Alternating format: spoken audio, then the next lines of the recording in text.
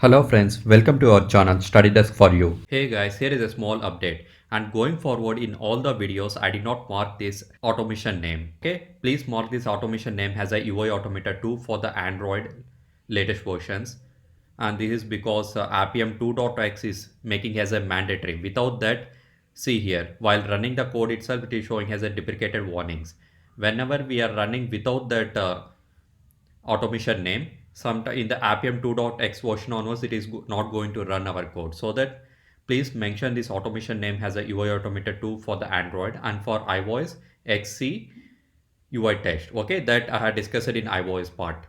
And for Android, make sure that UI Automator 2 for 4.2 version on the latest one. Okay, for below the less than 4.2 version it is UI Automator 1. That anyhow we are not using that, and mark as UI Automator 2 for Android on automation name. Okay, make these desired capabilities going forward in all the lectures. This because I did not added this automation name in all the videos. Okay, thank you. For complete tutorial, please visit to the Udemy link which is given in below description. Thanks for watching. Please subscribe our channel for more videos.